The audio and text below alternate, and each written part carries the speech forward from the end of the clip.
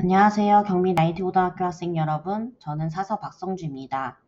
아까 교보문고 전자도서관 설치 및 이용 안내를 보고 교보문고 전자도서관 앱은 잘 설치하고 둘러보셨나요? 이번 시간엔 방금 설치한 교보문고 전자도서관과 다솜관엔 어떤 책들이 있는지 소개하고자 합니다.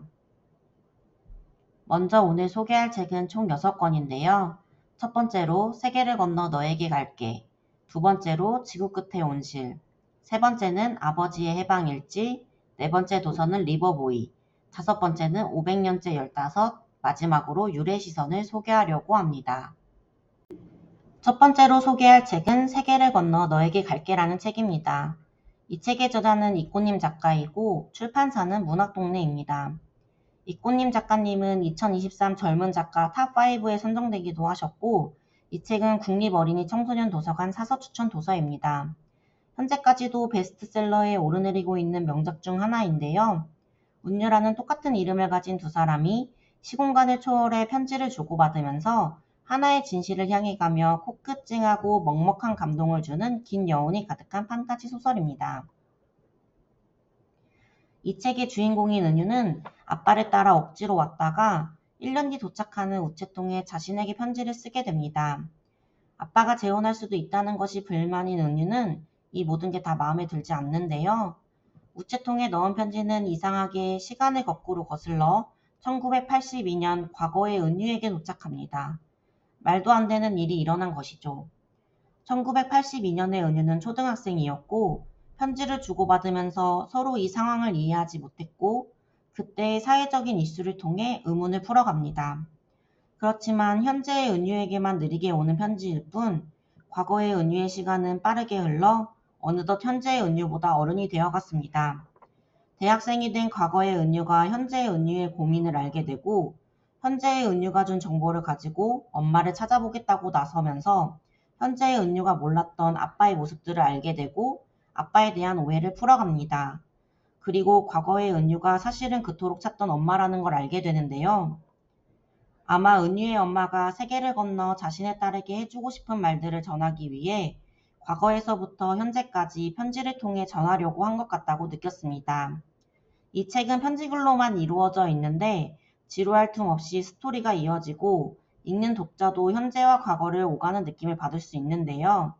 탄탄한 스토리와 시공간을 넘나드는 따뜻한 이야기가 가슴속에 남게 만드는 책입니다. 마지막으로 세계를 건너 너에게 갈게 북트레일러를 보겠습니다.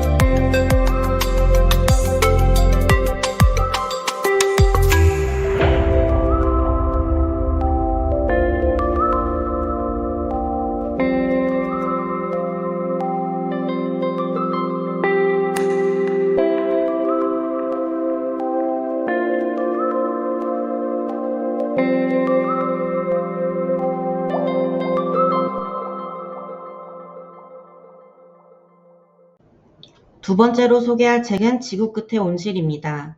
이 책의 저자는 김초엽, 출판사는 자이언트 북스입니다. 저자인 김초엽님은 2020년 젊은 작가 탑5에 선정되셨고 우리가 빛의 속도로 갈 수 없다면이라는 책의 저자이시기도 합니다. 이 책은 출간 즉시 베스트셀러로 자리매김했으며 출간 1년 만에 15만 부가 판매되었고 출간 3년을 앞두고 20만 부 판매를 돌파한 책입니다. 지구 끝의 온실은 극한으로 다다른 환경 속에서 살아남기 위해 고군분투하는 사람들의 이야기를 잔잔하게 들려주는데요. 처음부터 끝까지 관통하는 중심 소재는 더스트라는 존재입니다. 현재로부터 멀지 않은 미래를 배경으로 설정하고 이야기를 풀어나가는데 총 3개의 장으로 구성되어 있습니다. 1장은 시대가 종말하고 재건된 세상에서 악마의 식물이라고 불리던 모스바나의 숨겨진 진실을 밝히기 위한 연구원 아영의 이야기입니다. 2장은 더스트 시대 속 유일하게 식물과 인간이 공존한 마을 프린빌리지와 그곳에서 살아있던 사람들의 이야기로 구성됩니다. 프린빌리지에는 다양한 인종이 살고 있었는데요. 모두 프린빌리지가 영원하지 않을 거라는 것을 잘 알고 있었지만 하루하루를 열심히 살아갑니다. 그러던 중 내부 고발자와의 분쟁으로 프린빌리지는 무너지게 되었고 식물이 다시 지구를 재건할 수 있다는 믿음을 가지고 식물과 함께 뿔뿔이 흩어지게 됩니다. 3장은 모스바나, 프린빌리지, 더스트 시대 속의 진실이 세상에 밝혀지며 마무리됩니다. 아영은 모스바나의 진실을 알고 있는 나오미를 만나 모스바나와 프린빌리지, 더스트 시대 속 숨겨진 이야기들을 듣게 되고 묻혀있는 진실들을 세상 밖으로 알리게 됩니다. 지구 끝의 온실은 무너진 지구를 다시 재건하는 사람들과 그 마음에 대한 이야기를 그리고 있습니다. 생각을 바꾸어 다른 결과를 만드는 것은 한 끗 차이인 것 같습니다. 김초엽 작가님의 인터뷰 영상을 보겠습니다.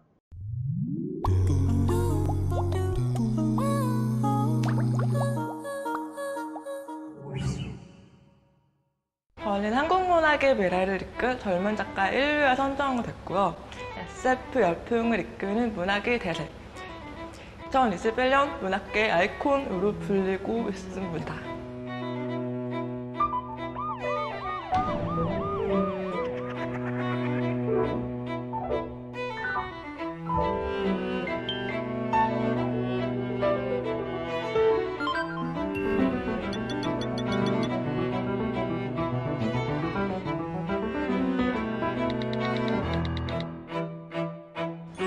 그래도 저희 소설 덕분에 많이 행복하다는 분들이 계셔서 저도 많이 행복한데요.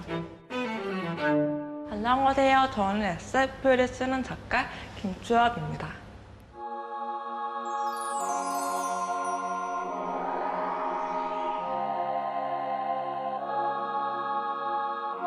아무래도 이제 집 밖에 나가지 못하고 여행도 갈 수 없는 상황에서 먼 미래로 다른 공간으로 데려다 줄 수 있는 장르다 보니까 많은 분들이 제 SF를 읽고 좋아해 주시는 게 아닐까 생각을 해봅니다.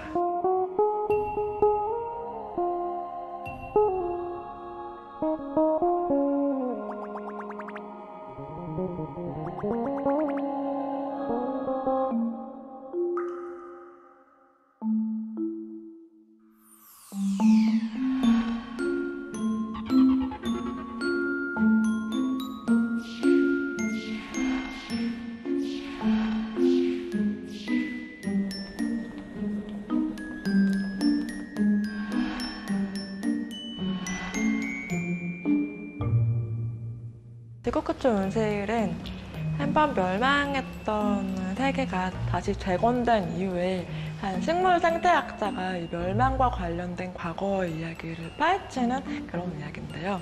이 식물은 인간과 함께 세계를 구했다라는 과거의 잊혀진 진실이 드러나게 됩니다. 먼저 떠오른 어떤 고립된 온실의 이미지. 이 고립된 온실에서 과학자는 대체 어떤 연구를 하고 있는 걸까? 이게 곰팡이가 될 수도 있겠다. 아니면 정말 징그러운 벌레가 될 수도 있겠다. 동물이나 혹은 정말 인간을 상상하지 못한 기이한 생물체일 수도 있겠다. 그 중에서 저에게 가장 적합하다고 생각되는 게 식물이라는 소재였거든요. 그 다음에는 식물에 대해서 엄청 많이 공부를 했어요. 책을 되게 많이 쌓아놓고 뭐 20권 정도를 처음에 주문했던 것 같아요. 제가 이공계 대학 출신이다 보니까 주위에 찾아보면 뭔가 식물을 연구하시는 분들, 그분들에게 연락을 해서 정말 내가 이런 소설에 이런 연구를 넣으려고 하는데 이게 말이 되는 걸까?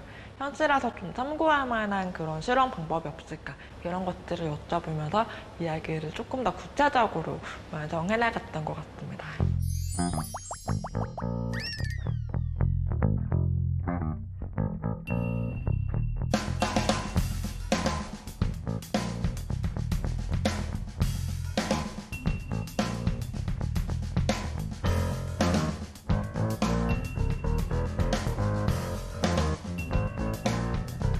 소설만 쓰면 반응이 안 좋은 거예요. 그때부터는 소설 쓰기에는 계속 도전 안 했었어, 사실은.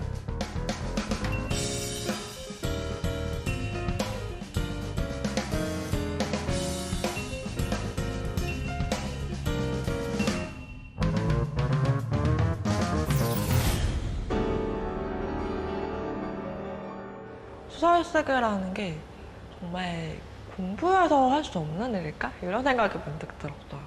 그래서 그때부터 작법서를 많이 사서 읽었고,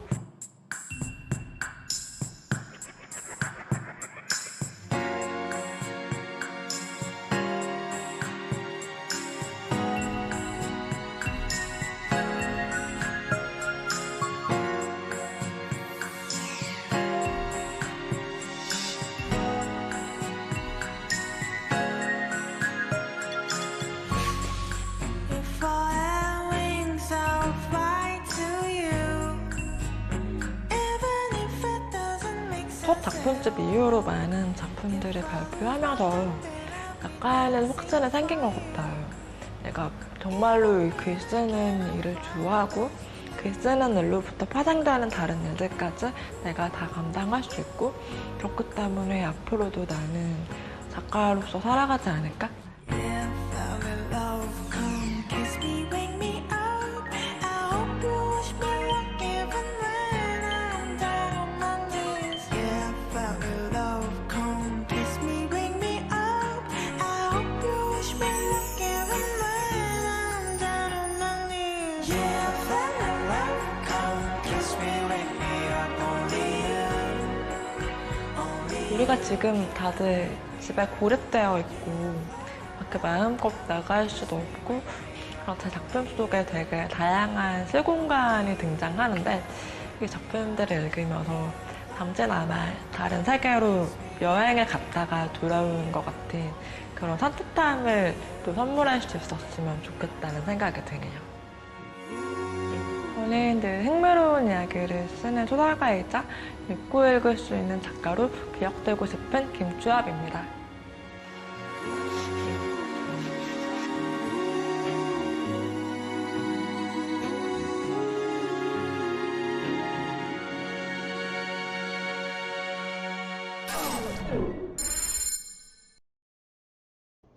세 번째로 소개할 책은 아버지의 해방일지라는 책입니다. 이 책은 2022년 올해의 책으로 선정된 도서이고, 정지아 작가님의 32년 만의 장편소설입니다. 딸의 시선에서 전직 빨치산 아버지 장례식 3일을 다룬 소설입니다. 어떻게 사람이 그럴 수 있냐고 말하던 딸이 사람이 오죽하면 그러겠냐고 말하며 아버지를 이해하는 과정이 담긴 책입니다. 이야기는 사회주의자였던 아버지의 죽음으로 시작하는데, 주인공의 아버지는 젊은 시절 모두가 평등한 세상을 꿈꾸며 빨치산으로 활동을 했습니다. 그러나 사회주의를 택한 대가는 가혹했는데요. 전장에서 수많은 동지를 떠나보내야 했고, 자신도 고문 후유증으로 눈의 초점을 잃고 사시가 되었으며 평생을 가난과 차별 속에서 살아야만 했습니다. 아버지가 빨치산으로 살았던 기간은 인생에서 단 4년에 불과했지만, 사회주의자라는 정체성은 아버지의 남은 인생을 평생 꼬리표처럼 따라다녔는데요. 주인공의 아버지는 사회주의자가 되고 싶었던 것이 아니라 그저 힘없고 돈없는 사람들을 돕고 싶었는지도 모릅니다. 하지만 아버지가 사회주의자의 길로 들어섰던 시기는 토론으로 이념 경쟁을 벌일 수 있는 평화로운 시대가 아니었고, 내가 가진 이데올로기 때문에 언제든 죽임을 당할 수 있고 나 또한 다른 사람을 죽일 수밖에 없었던 야만의 시대였습니다. 한국전쟁이 끝나고 남한에 남은 사회주의자에게는 가혹한 복수가 기다리고 있었고 누구도 그 비극을 막을 수 없었습니다. 하지만 장례식장에 모인 사람들의 이야기를 들으면서 주인공은 아버지의 참된 모습을 알게 되고 마침내 자신의 아버지를 용서하고 진정한 화해에 이르게 됩니다. 아버지가 떠나며 남긴 마지막 선물은 용서와 화해였을지도 모르기 때문이죠. 우리는 모두 누군가에 대한 미움과 원망을 마음속에 담고 살아가지만 그 사람도 사실은 꽤 괜찮은 사람일지도 모릅니다. 주인공의 아버지가 그랬던 것처럼 말이죠. 미워하는 사람을 용서하고 더 늦기 전에 그 사람과 화해하라는 메시지를 주는 책입니다. 네 번째로 소개할 책은 리버보이입니다. 영국의 유명한 성장소설 작가 팀 보울러의 작품인데요. 리버보이는 청소년기의 삶과 이별에 대한 성찰을 담고 있는 작품입니다. 서정적 문체와 몽환적 분위기를 느낄 수 있는 이 작품은 두려움을 받아들이고 더 큰 세상으로 나아가야 했던 소녀와 할아버지, 그리고 리버보이의 성장 스토리라고 할 수 있습니다. 리버보이는 1997년 경쟁작 해리포터를 제치고 제61회 카네기 메달을 수상해 화제가 된 작품입니다. 카네기 메달은 영국에서 한 해 동안 출간한 책 중 가장 뛰어난 책에 수상하는 권위 있는 청소년 문학상입니다. 리버보이는 심사위원단의 만장일치로 수상작으로 선정되었는데 아래와 같은 심사평을 받았습니다. 이 책은 주인공 10대 소녀의 성장소설로 이해할 수도 있지만 두려움을 가진 새 존재의 성장소설로도 받아들일 수 있을 것 같습니다. 주인공 제스가 마주한 두려움은 소중한 가족을 잃을 수 있다는 현실이고 할아버지는 자신의 아픈 마지막 모습을 손녀에게 보여주고 싶지 않았고 리버보이는 바다로 가기 위해 강끝까지 헤엄쳐 가야 하는 두려움을 극복해내야 했습니다. 결국 이 세 등장인물은 서로의 존재를 통해 그 두려움을 극복하고 더 크고 넓은 차원으로 갈 수 있었습니다. 한순간도 고여있지 않고 끊임없이 흐르는 강물처럼 그들도 앞으로 나아갔고 더 신비한 차원으로 넘어갈 수 있었습니다. 아무리 많은 강물이 흘러와도 바다는 그 물결을 거부하지 않고 더 크게 품어줍니다. 우리의 아픔과 상실의 크기가 짐작하지 못할 만큼 크더라도 얼마나 많은 눈물을 흘려내보내도 리버보이가 도착한 그 바다는 우리의 모든 모습도 흔들림 없이 받아낼 수 있습니다. 모든 강물은 바다로 흐르지만 그래도 바다는 넘치지 않음을, 어딘가에서 흘러왔던 그 강물은 결국 다시 흘러왔던 곳으로 되돌아감을 가슴에 깊이 새겨놓으면 언젠가 솟아나와 여러분을 지탱하는 위대한 힘이 될 것입니다. 다섯 번째로 소개할 책은 500년째 15입니다. 이 책의 저자는 김혜정 작가님이시고 출판사는 위즈덤 하우스입니다. 단군 신화와 우리 옛 이야기에서 탄생한 야오족과 호랑족의 참신한 세계관, 두 족속이 최초의 구슬을 두고 벌이는 구슬전쟁이라는 흥미진진한 스토리와 500년을 15으로 살아온 여자아이라는 독보적인 캐릭터가 더해져 전 세대가 읽을 수 있는 몰입감 넘치는 한국형 판타지 책입니다. 또한 연애편지로 사랑받았던 조연아 작가가 일러스트로 참여해서 여우에서 인간이 된 야오족과 범에서 인간이 된 호랑족의 세계를 매력적으로 보여주는 작품입니다. 500년째 15의 작가님인 김혜정 작가님의 인터뷰 영상을 보고 오겠습니다.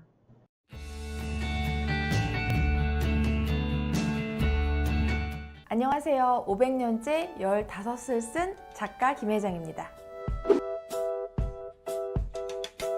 500년 동안 15살로 살고 있는 가을이의 이야기인데요. 나이 들지 않는 삶은 축복일까요? 아니면 저주일까요?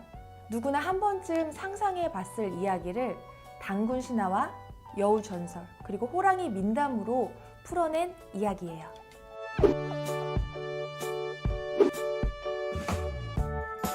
제가 민담이나 전설, 신화를 무척 좋아해서 평소에 관심을 많이 가지고 있거든요. 그런데 만약 단군 신화에서 곰과 호랑이뿐만이 아니라 여우까지 함께 있었다면 어땠을까? 그 상상을 우리나라 신화와 옛 이야기를 통해서 현대적으로 풀어서 발전시켜 보았습니다. 저는 모든 작품을 쓸 때 머릿속에서 가상 캐스팅을 해서 인물의 움직임을 상상하면서 글을 쓰거든요. 그래서 이 작품 같은 경우는 가을이는 신세경 배우님, 그리고 신우는 박보검 배우님, 그리고 령은 한예슬 배우님, 유정은 김양기 배우님을 상상하면서 이 작품을 썼어요. 500년 동안 15살로 멈춰있는 가을의 삶이 궁금하지 않으신가요? 가을의 육체는 15살에 멈춰있긴 하지만 가을이는 500년 동안 다양한 사람을 만나고 여러 가지 경험을 하면서 성장할 수 있었거든요. 여러분도 이번 겨울방학 동안 가을이와 함께 성장하는 시간을 가지셨으면 좋겠습니다. 그럼 그 생각을 다시 해볼게요. 네. 그럼 다시 해볼게요. 죄송해요. 가을이와 함께 이번 여름방학을 좀 특별하게 보내보시는 건 그러게요. 네네네.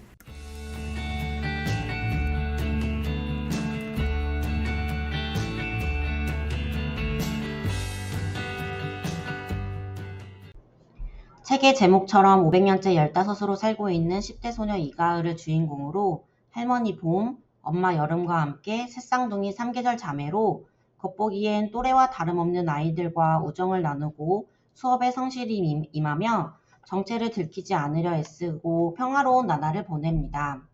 하지만 평범한 사람들과 달리 구슬이 있는 한 영원한 삶을 지탱해 나가야 하는 존재가 된 가을이의 고뇌와 단군 신화를 재해석해 다채로운 옛 이야기가 곁들여진 이야기로 흥미진진하게 이야기가 진행되는데요. 500년째 15은 2권과 3권도 출시되어 있고 다송가는 현재 2권까지 비치되어 있습니다. 마지막 6번째로 소개할 책은 율의 시선입니다. 이 책은 제17회 창비 청소년 문화상 수상작으로 신예 김민서 작가님의 장편소설입니다. 이 책은 타인과의 눈맞춤을 어려워하며 관계 맺기에 서툰 중학생 안율의 시선을 따라가는데요. 진심 어린 교류를 이해하지 못하며 반 친구들과도 파상적인 관계만을 유지하던 율은 어느 날 독특한 아이 이도혜를 만나며 자신의 세상에 균열을 느끼게 됩니다. 율은 그동안 억눌렀던 자신의 감정과 꽁꽁 숨겨왔던 상처를 마주하고 이도혜와 과연 친구가 될 수 있을지, 그리고 그 우정은 율을 어디로 데려갈까요? 율의 시선은 비밀처럼 감추어진 율의 내면을 따라 길을 그리는데요. 이 과정에서 트라우마와 죽음 같은 진지한 주제들을 은근하게 다루며 시선이라는 소재를 통해 이를 현실로 이끌어냅니다. 두려움 너머의 따뜻한 시선과 유대의 가능성을 발견하고 자신과 타인의 존재를 얽매이고 있는 것들에 대해 직시할 필요가 있을 것입니다. 시선은 방향의 의미를 크게 포함하는 말이므로 율의 시선은 그 제목에서부터 이미 율이 스스로 가야 할 길을 선택하는 구도 과정을 내포하고 있는 셈인데요. 빛으로 가득한 그림, 하늘을 가리키는 아이는 아마 이도혜가 아닐까 싶습니다. 이도혜를 바라보는 율의 시선을 그대로 표지에 옮겨놓은 건 아닐까 생각합니다. 반드시 기억하고 싶은 구절을 남기며 마무리해봅니다. 감사합니다. 다솜관과 전자도서관도 많이 이용해주세요.